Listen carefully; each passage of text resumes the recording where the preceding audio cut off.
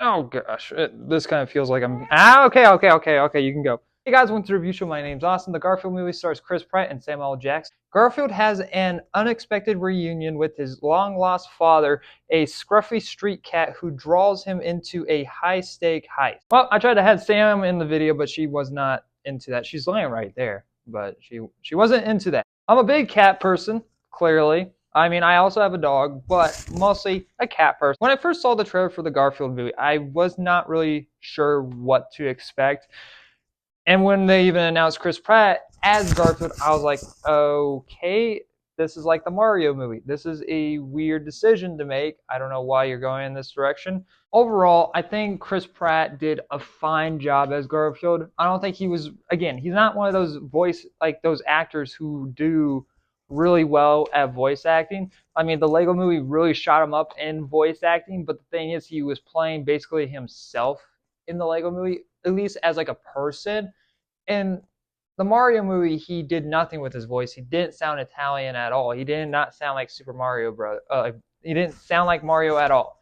And it's like, okay, that kind of threw me off. And now you have him playing, I guess, another Italian character, but it's a cat. I wasn't really not. I wouldn't say I was upset, but I wasn't really thrown off whenever Chris Pratt would talk in the movie. There was definitely a couple of times that it was somewhat distracting. I'm like, okay, yep, I'm picturing Chris Pratt. But there was not like a single moment in the film that I was like, yep, nope, I'm done.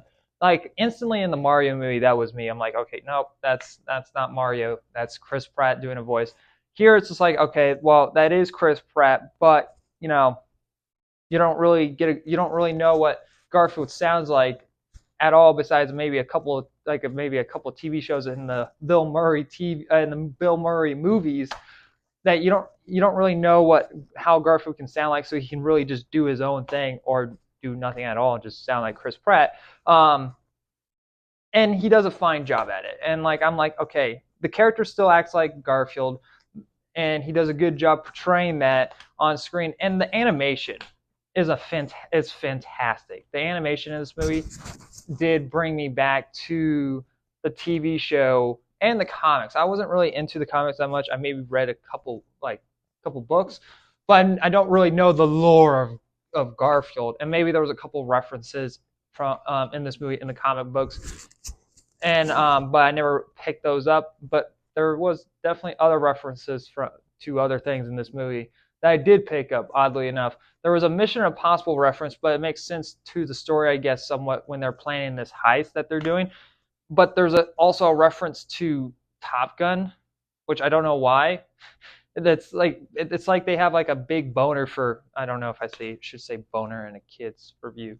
Well, it's too late now. It seems like they have a boner for Tom Cruise. Like that's just seems like that's what they have that for. Overall, the animation does really hold this film up in a lot of different ways. Like it's very colorful. It does bring life to this world, and I do like it a lot. And the story, it's fine. Like nothing really too crazy. You have Samuel Jackson playing as Garfield's dad, who is like misunderstood in this situation of being of from Garfield thinking that his dad abandoned him, and so they have to go on this journey rebuilding their relationship, but also dealing with the fact that his dad is in this tough situation and so they have to go on this heist. It's all right. It doesn't blow anything out of the water or anything, but the story is fine, and you can get behind the characters because they do like the characters that are from the book, like Garfield and Odie. They do like I do like their chemistry. I do like their interaction, and they do feel like the actual characters.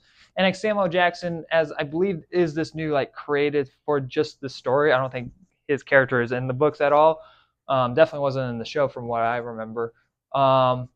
He had a good interaction with Chris Pratt's Garfield throughout the film. I did like their dynamic, and Samuel Jackson as like voice acting wise, he does a pretty good job. More definitely than what Chris Pratt does. I do think kids will enjoy this film. There was definitely a lot of kids enjoying this film.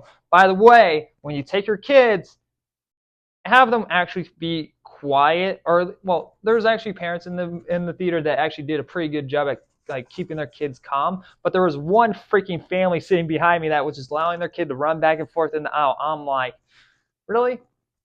I'm like, seriously, I get that kids can get a little bit rowdy. So, and it's also a kids film, so I can forgive some things.